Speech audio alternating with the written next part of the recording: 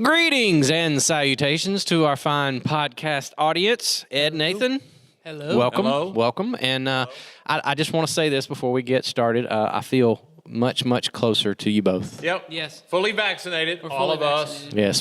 For those not watching on YouTube, we are back together We're back again. together. And now we have decided, I noticed, that post-pandemic, pre-pandemic, we all sat at one table. True. That was a little too close for me. Well, me too. We have decided that we all like our own individual table. Nathan and I have the shorter table. Yeah, Jason wanted the bigger table. Jason wanted the bigger That's all right. table. I He's am more in the middle. important. I am the moderator, so to speak. You gotta hold everything together. I was saying He's got the bigger job of holding us in. I do feel like I'm sitting in the middle of a debate. You are. There's no Always. debate. I know, but it feels that way. I'm like in the middle of y'all two, but Yeah. I do enjoy this big table. So, Safe for And- us to be together. and did you notice we got cushier chairs? we did. Turn And they around, people they see we got backs on our I can chairs. lean back Yep.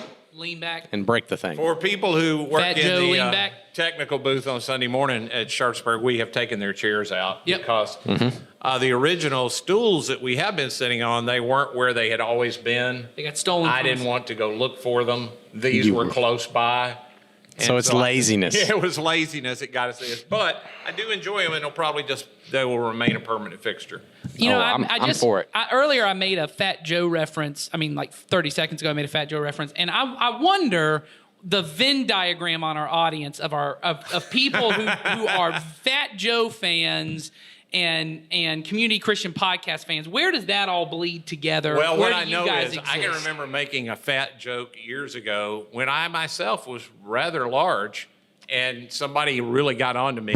And so there are people in our audience that won't know that you're talking about what you're talking about, and they'll think you just made a bad joke about a dude named Joe. Oh, Fat Joe. No, okay. If you don't know Fat Joe, then yeah, you can look up Fat Joe, I guess. So there you go. But yeah, so you can that'd be something you can come talk to me about with the podcast. Yeah, Come talk to me about Fat Joe. He's a guy on our staff. We wish.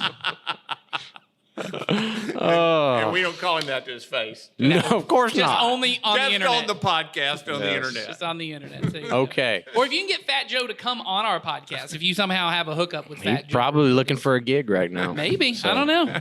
I bet he's doing all right. All right. So today we are going to commence with our former brand new segment, but now it's an old segment. I don't Okay. remember what it is. You don't remember? I don't remember. I will say this. I started it a few weeks ago and I said, hey, tell us if you like this or And whatever. did somebody say anything? I got zero feedback. So I'm going to press ahead. I'm gonna say this. I'm gonna go out on a limb and prove me right. We will have more Fat Joe fans than Headlines fans. Headlines fans, Go yes.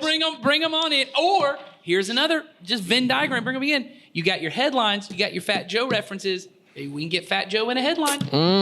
I'll look for one. All right, there you I go. didn't know before we started. So Okay. this is headlines. It's very possible we don't have any fans. Maybe that's why Oh, we didn't hear anything. yeah, I'm confident about that. That's Very true. It's very possible. I was just thinking about all the talk. It's just very possible we're talking to ourselves. Maybe.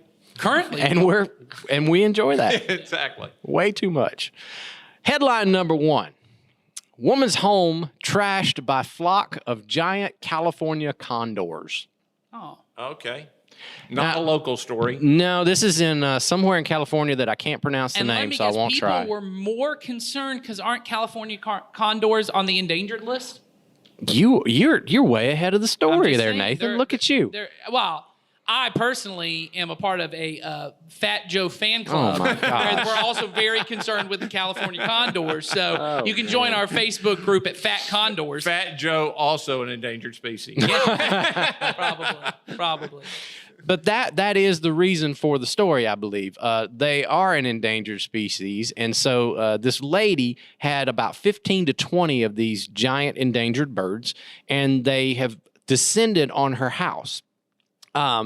They've For the purpose of what? They've trashed her deck. They've ruined her spa, their flags and the ornaments in her yard. They're knocking plants over. They're scratching up the railings. They're pooping everywhere. The Wildlife Service has determined that this used to be like a habitat of theirs, and her house is built on the same spot.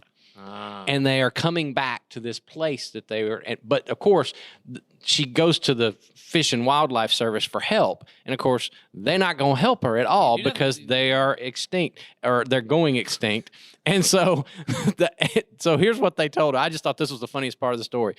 Their suggestions to her are try harmless hazing, like shouting and clapping or spraying water at them. Stupid birds. You don't even know where you're supposed to live, you stupid You bird. insult the birds and they go away. I'm just thinking. Does that work? What a different story that would be if it weren't California, but where I grew up in Mississippi, and a bird comes and they say, we can't help you because it's extinct. They go, I didn't come to ask your help. I was wanting to know if you wanted to eat some bird with That's me. right. What you want me to do with them when they're dead? I will say this. I also have a flock of creatures that trash my back deck, poop everywhere, and leave things. Those are called my children. I also went to the Fish and the Wildlife. They would not also do things about my children. So I'll just say this, down with the Fish and the Wildlife. But I bet they would have Another told you. useless government agency. Why aren't y'all coming and getting these kids from pooping all over my house? But I'm thinking they probably would have told you the same thing. Just shout at them, clap at them, or spray water at them. Shame them. Wow, Shame 'em. California condor, what a big girl you are, pooping all over the house. Maybe you should think about what you're doing That's before right. you poop on the deck. Do you know how it makes me feel, California condor? Mm-hmm. Think about my feelings. And they respond like my children do. That is actually how his children. That's most of the time. So I do feel bad for the woman, but is this really a big deal? I guess it's a big deal if It you would, chose if to it live were in in a my house, it would be a big deal. especially Okay. because they built on a habitat. That means it's a pretty new house. Probably. Maybe. No, it's built on a habitat. Or Again, just that's what they're they saying. told her. I mean, the condor didn't walk up and go, my grandpa used to live right here. I claim this land in the name of the condor. If he did, then you got yourself a very good movie and book deal right there. Oh, well. All right, next headline. Next headline. Is number this what we're supposed to do with the headlines? What just happened? Yeah. Oh, okay. Wasn't that fun, Ed? I didn't know. I it was can't. fun. This is why nobody likes it. Here we go. Pet kitten thought to be sick turns out to be an incredibly rare wolf cat. Okay, hold on. So they thought the cat was, okay, I'm going to guess this. The cat was behaving in a way that they thought was not typical for a cat, so they thought the cat was sick. And then it turns out it wasn't sick. The behavior was normal for whatever a wolf cat is. Because it's a habitat of the wolf Of cat. the California condor. They're getting an Avengers-style crossover where they will work wolf cat and condor. Coming to Disney Plus. You're close, Nathan, but you're not quite there yet. Okay, So I'll just graze through this story and The next story, since he said grazing, is going to be about a cow. no. want- No, I'm just going to go through it real quick. I'm not going to read it to you, but basically, here's what happened. This lady from Maine, she has this kitten that she got from a litter of kittens, apparently. She was fostering two adult cats. She was fostering these two adult cats. One of them gave birth to a litter of kittens. She kept one of the kittens from the litter, okay? So after about 5 weeks, she started realizing that this cat started losing its fur. So this 5-week-old cat starts losing facial hair, and she gets kind of worried about her cat. She loses most of her hair completely over the next 2 weeks. She gets concerned. She took her to the vet. They look over her, and they concluded maybe it's a fever, maybe she's sick, blah, blah, blah. Now they're convinced, after checking her out, that she has some kind of genetic mutation that has turned her into a hybrid of an a wolf She's cat. an ex-cat. She's Yeah. a werewolf cat. That's Yes. the wolf cat. She got bit by a werewolf, and she is turning into a wolf cat. That's what they call it. They said Oh it's my a genetic mutation that it's very rare, but it is making her into a wolf/cat. Somebody call Van Helsing. We got a That wolf doesn't cat on seem the real loose. to me. That's But it'll be better when we get the inevitable teen wolf cat, where the wolf cat is a teenager surfing on top of a. this a is school this is a movie waiting to be made right I'm here. I'm all about it. This is a horror movie. This is the premise of a horror movie waiting to be made. Because the cat's going to grow up. She's going to keep the cat. The cat's going to grow up. And it's I going want to this kill her to in be her like sleep. Party animal, 80s party animal, where like the wolf cat's like getting into trouble and throwing house parties, and they're like wolf cat. No, they made that. It was called Teen Wolf. That's what I'm saying. Yeah, something like that. That was one of my movies in the 80s. There you go. I enjoyed that movie. I watched You know, it when about 8 people are times. like, I'm tired of all these superhero movies. Why don't they make movies like they used to about a teenage werewolf who surfs on school buses? yes, Those were back when movies were good. played by I Michael have J. not Fox. seen that movie. Michael J. Wolf? Fox. With Michael J. Fox? Oh yeah, they even redid it, They didn't had they? Teen Wolf 2. And here's, they have that good, clever name. It's Teen Wolf 2 TOO. Teen Wolf 2. Yeah, that's not funny. But it's very, too much of a teen werewolf. I know people in my own family that would think that's funny Oh, because they it's love a that kind of pun, stuff, yeah. and it involves a cat. No, well, a wolf's still that's a like dog. doubly bad. All right. All right, so there's your headlines for today. Hopefully you guys enjoyed that. And if not, you could have scrubbed along the whole way. Absolutely, just We should start with Joel should have a graphic that says "End of headline." Just put the timestamp in there. If you're tired of this nonsense, click here. Exactly. we have questions. If you'd like that, please respond to. Yes. We have questions. We have questions today. We have good questions. In fact, we have great questions that are going to keep us going for the next several weeks. About the good. theology around wolf cats. That would be not fascinating. No, it would but- not be No, fascinating. I guarantee you there's somebody who's doing a whole podcast episode on it. Yes. Yeah, Joe Rogan. Yeah. This was a question I was looking forward to us talking about All right. because this is apparently someone who is listening. Oh yeah. They've been listening for a while and they've heard us mention something and they want us to explain And they something didn't that we get talk it, about. And they asked the question, which is I what love you it. should do. I love it. So here we go. The questioner says, I've heard you all mention spiritual formation. What is spiritual formation and how does it happen? Just say this. Good question. Ed brought notes. Yeah, this is a It's first. such a good question. This is a Ed first. Prepared in advance. Ed's brought only notes. because this is so key to what Yeah. we try to do. I wanted to make sure I answered in a way because people ask questions like this because we do use phrases like that really don't get used anywhere else. Yeah. And it's important that people understand what it is. So, Well, why don't you give us your notes and Jason and I well, I will don't want to just fill in go through where all you're my wrong. notes because I'm confident you all are going to talk about some of this stuff. I will interrupt you. When I thought if I were having a conversation with him, I thought that too. Sorry, go ahead. I'm just going to say what I thought as well. I had the same thought. if I was having a conversation, I would think about the fact of everybody's formed by something. We've all been formed by something. And the real question that we all should be asking about most of the stuff in our life is, how did it come to me? Because it didn't just come out of nowhere. We all are building on top of something or something that somebody put into us. And I watch my grandchildren now. It's pretty obvious. You can look, we all start doing this when you see a little baby, you go, oh, he's got his dad's nose and, whatever. And you can see that stuff is DNA that comes into them. But after a while, you also begin to see kids begin to say things they didn't come up with. They're repeating their Yes. their parents. So the parents are forming them. Yes. And we're formed in all kinds of ways. And the really important question is, with every thought I have, with everything that I'm doing, how did that get formed? Yeah. Well, and I think on top of what you're saying there, that part is absolutely critical because everyone ends up thinking of themselves or hoping to think of themselves. I'm a free thinker.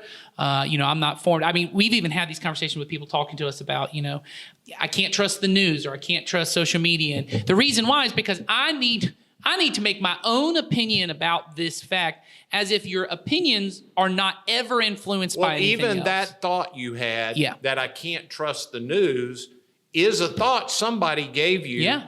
Because no matter what event, unless it happened in front of you, you are taking from a news person, whether they get paid for giving you the news Yep. or they don't get paid for giving you the news. And your friend who gave you the news also has a bias in the way they report the story to you.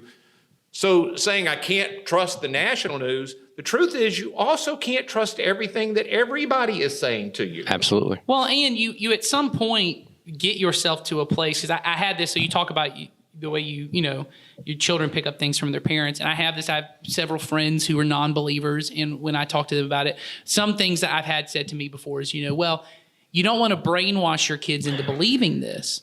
believing what you believe. And I said, well, and you wouldn't call this a doctrine, but the doctrine of you should form your own opinions is something I'm brainwashing you into. I'm teaching you how to, everyone is teaching someone how to interpret the world and everything. So even if I tell my kids, well, you should just make up your own mind, I'm not going to try and influence you. I'm not going to tell you when to brush your teeth. I'm not going to tell you how to go to the bathroom. I'm not going to tell you how to have personal hygiene. I'm not going to tell you to go to school. That's the logical conclusion of that, but people don't apply that to that. They have a limited scope that they then enforce. Well, and even if I say, like, I'm not going to try and push my religious beliefs by taking you to church or by teaching you Bible stories, that in and of itself is teaching the way to think about religious belief or something. And so I've always said to people, it's brainwashing, because everything ultimately is. And if I don't do it, someone else will.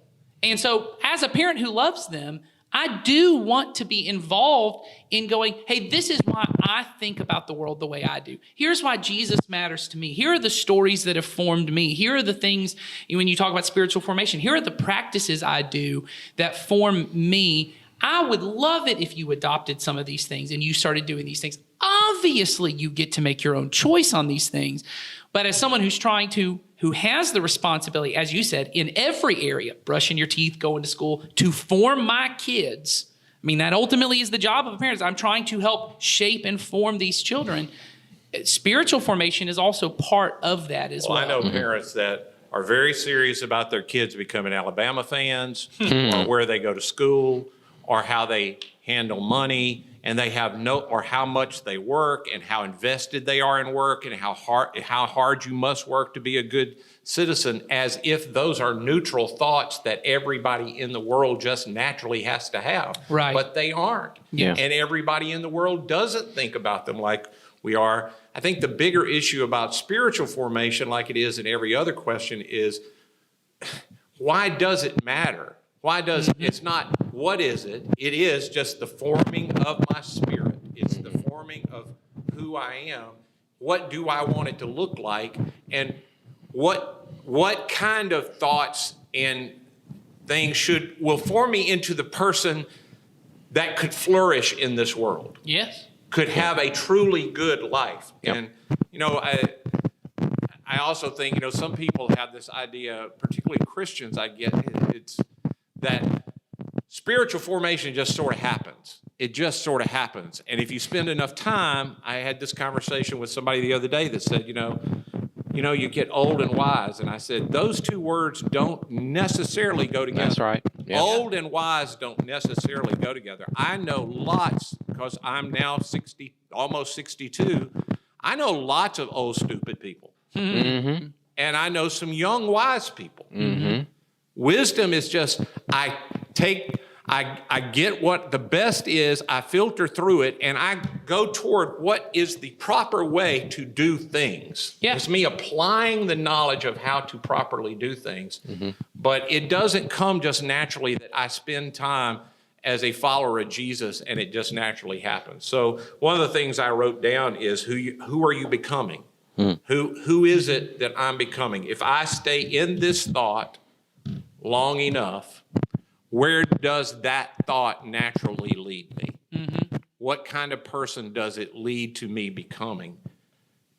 Because every thought, we've talked about this before, I have to take thoughts captive. Yes. I have to hold them here. Think about my thoughts. I have to think about my thoughts. Where will this naturally lead me? If I'm a person who's fearful and I'm aware and I'm constantly afraid and that this world is a dangerous place, that does lead to a certain kind of life that most people don't necessarily think of as a flourishing kind of life. Mm-hmm.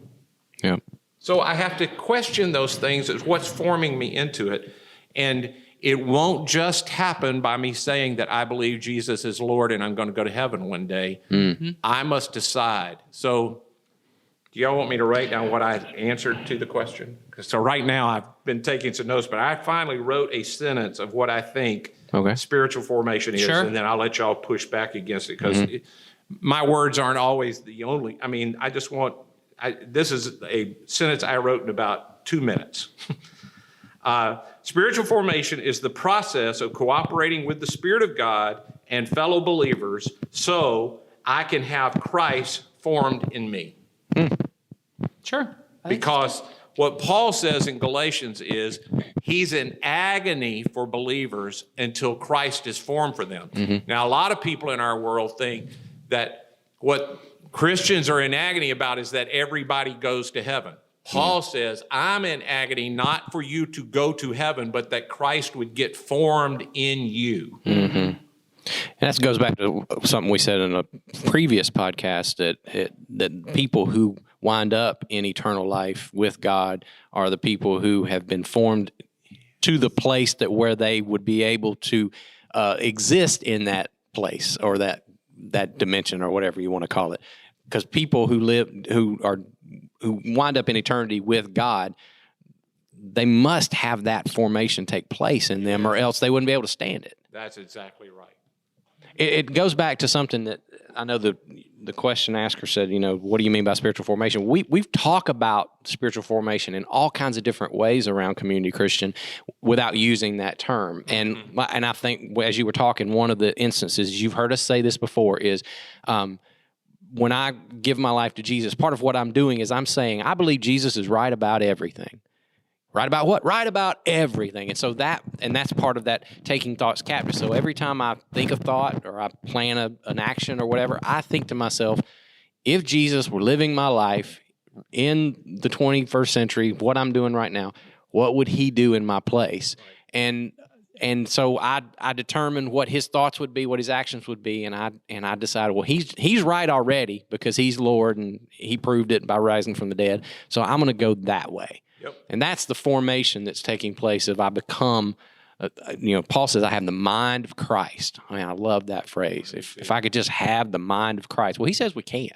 And at times I do. Yeah, that's right. When I cooperate with the Spirit, spiritual formation is at its nature, it's my spirit being formed by the Spirit of God. So the Spirit of God is working in my spirit to form me into the life of Christ. And so I can have thoughts that are the same thoughts Jesus would have. Yes. And occasionally I do have the thoughts. And then because I have the thoughts, I have the capability to do what he would do. And to behave like he would behave. Yeah, I mean, I think ultimately when you talk about spiritual formation, I mean, I think your definition is good. I mean, everyone has their own, I shouldn't say everyone, but lots of churches, and we all have similar, just different wording. This is only mine in about 30. I would do better if I had 2 hours. Sure. Well, and I think we're all grappling around it because, I mean, I think everyone is trying to figure out fully what it is, but spiritual formation ultimately is becoming like Christ. And there's different forms that go around it that ultimately God is forming me in the image of Christ for the sake of other people, that I would become that, in the beginning, we're made in the image of God. And so at the core of who we are good. And I think we miss that. Like at the core of who I am, God made me in goodness to be good. And sin has corrupted that. It's as if it threw dirt and mud and a bunch of condor feces on top of this good image, and at times I can see it. Like there's these little cracks in every person. Every person. Like, oh, there's some of the goodness of God, and there's some of that. I mean, that right there is a thing that Steve Clark and I talk a lot about, of try different practices in spiritual formation. One we talked about is trying to get people to see the goodness of God in everybody, that I'm looking. And sometimes you got to get a magnifying glass on certain people and go, where is it? Where do I need to see it? But in everyone, even my worst enemy, there's some part of the image of God that is still visible to me, because every person's made in the image of God. And what spiritual formation is like you said, in that, I can't remember all your phrases, but even... It's the process of cooperating with the Spirit of God and fellow believers so that Christ is formed in me. Right, and I think that cooperation is the big part of it, which is, so I have the image of God in me, and then when I become a believer, a disciple of Jesus, and I'm baptized, I get the Holy Spirit of God that lives within me. And if I cooperate with it, and cooperation looks like, and this is the part we don't like, and some of us... I grew up thinking this part of it was even anti to what Jesus wanted to do. I've got to do some things to work with the Spirit of God to let him remove some of that dirt. That it is possible. I could say, like you've said, yes, Jesus is Lord, and I can open the door for Jesus. And then once he's in there, as Paul says, I can quench the Spirit. I can say, nope, don't do that work. Nope, don't do that, because I'm unwilling to cooperate with you. And so there might be disciplines and exercises I have to do to allow the Spirit of God to come in and start removing some of that dirt. And like you've been saying, the mind of Christ, and that's all the image of God in me. It starts to get formed, and where there were those calluses and dirt and things like that were on my spirit and my mind and my flesh and the way that I act, starts to get the image of Christ revealed in me, but it's always for the sake of others. It's not just for myself. That just as Christ lived in such a way that he was so fully aware of his worth in God, and he was so fully aware that God was protecting him and providing for him. When you talked about fear, is what it made me think of. He wasn't afraid, and it wasn't that he didn't think bad things could happen, because Lord, the cross is proof that bad things could happen to him. It was that he knew even in those moments, God's working something else out. And so he was able to love and serve in moments of fear. And as we've all said, you can do those things. But I like the word cooperate. I think that's huge. Well, the reason I wrote that is because there is a certain group of people in my time that have said spiritual formation is just the work of the Spirit. And Right. all I have to do is just allow that to take place. But I don't think that's it. The illustration that, and I didn't come up with this, as far as I know, this is hundreds of years old. I think sailboats are the best illustration of no one moves a sailboat, the wind moves a sailboat. But the wind by itself can't move the sailboat. Yep. The sailor has to set the sails. Yeah. He's And got to move it in direction of the wind. And the truth is, really good sailors can move the boat the way they want when the wind is even against them a little bit. Right. If they catch the wind right, you learn to catch the wind. So there's my part in the cooperation with God of me participating in my spiritual development is I begin to learn how to set my sails to catch the Holy Spirit. It's why I also included other believers. Yeah. I was created from community. God is a community, in community with God, but I was placed into the family of God. We have ability to, the benefit I have reaped from other believers, younger and older than me, who have taught me things, it'll only be seen in eternity. Yeah. Yeah. Well, and I think that part about it's the work of the Spirit. It all, as you said, I think this, I've also heard that sail analogy, and I think it is perfect for it. It's all the work of the Spirit and spiritual disciplines, which are disciplines that I do, like anything. I mean, prayer is a spiritual discipline. Reading Scripture is a spiritual discipline. Fasting, silence, even things as small as you Assembling with Christians. Yes. I mean, Sure. honestly, if you don't see that, if you see coming to church or small group or discipleship group or loving people, if you see it as it's serving me, you won't do it often enough for it to serve you. Mm-hmm. You must do it as this is what I have been asked to do to set the sail. I don't see the purpose in it always, but it's been amazing how many times I have come to worship and didn't want to, and it was Mother's Day and I'm a dude, and something gets said that the Spirit catches my sail that I've set and I get moved forward. Mm-hmm. Well, and there's that whole thing of these tools of disciplines, and I think this is what's hard. We used the analogy recently in a around Community Christian, spiritual formation for us primarily looks like what we call our discipleship group. So you do hear us talk about this, like we talk about discipleship. That for us, a key, because this is all the things you just said, cooperating with the Spirit and other people. And I'm learning these spiritual disciplines. And the way we talked about it to a recent group of disciples was the Karate Kid, wax on, wax off. That If you're aware of the Karate Kid, same era as Teen Wolf. That's right, babe. Same era as Well, Teen there Wolf. was a remake though too for the later eras. Yes, but this one comes from wax on, wax off, right? That, he said, I want to learn karate. And he said, well, here's what you're going to wax this car. And he has to learn a very specific way to do it. Yep. That seems like nonsense, but eventually he realizes this nonsense thing trained me to do in the moment what I needed to do. And once again, Dallas Willard, who is, in my mind, modern giant in spiritual formation here just Christian teaching spiritual concepts. Yes, formation. for Yeah. sure. teaching it here in the United States. The one phrase he uses, if you want to do what Jesus did on the spot, you have to do what Jesus did off the spot. That Jesus retreated to go be by himself, to spend time in prayer and knowing the scripture. And Jesus fasted, and Jesus did all of these different things that we're talking about.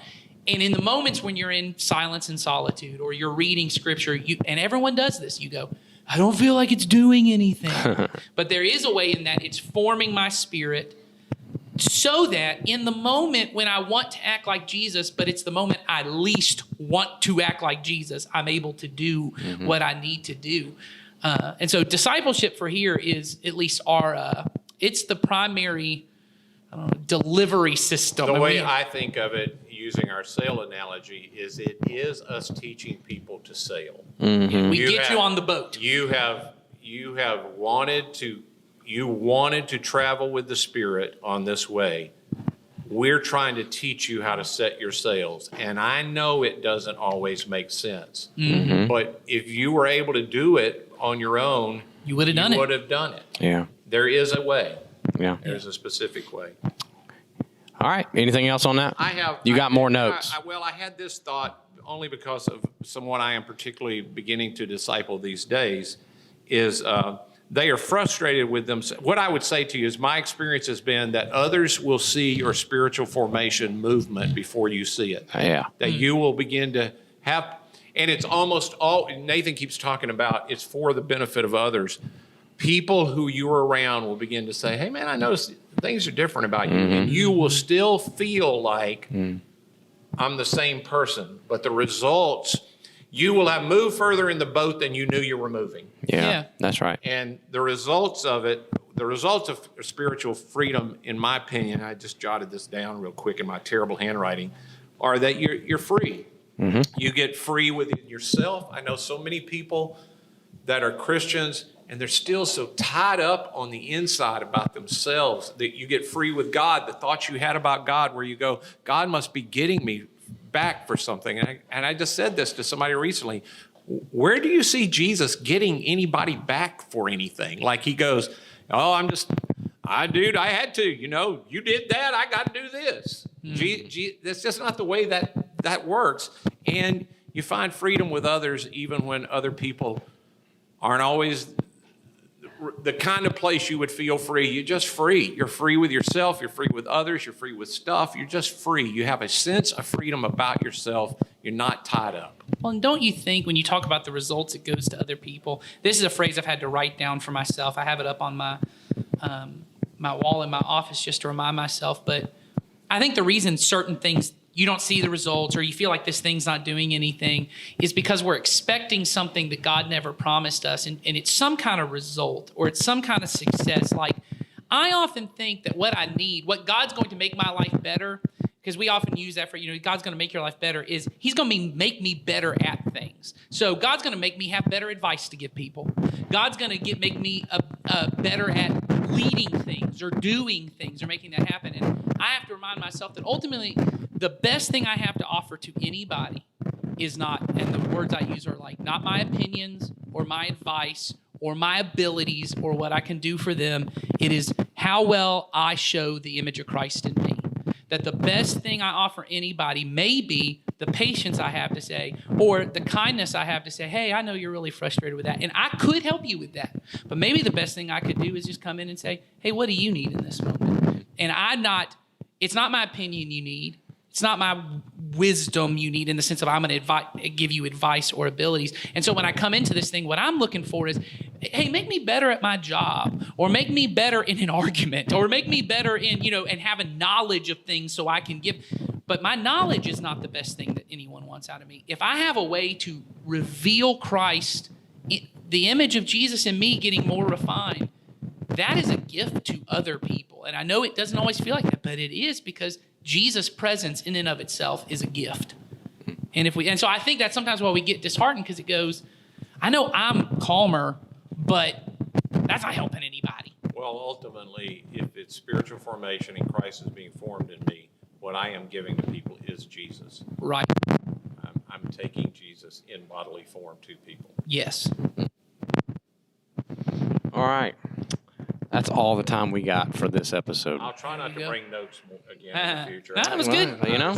You know, People probably that's what it looks appreciate- like to see me handwrite. It's Yeah. terrible. Hard It's to just understand. terrible. It's hard for me to remember what I wrote. That's okay. As long as you can read it, it doesn't matter. So, all right.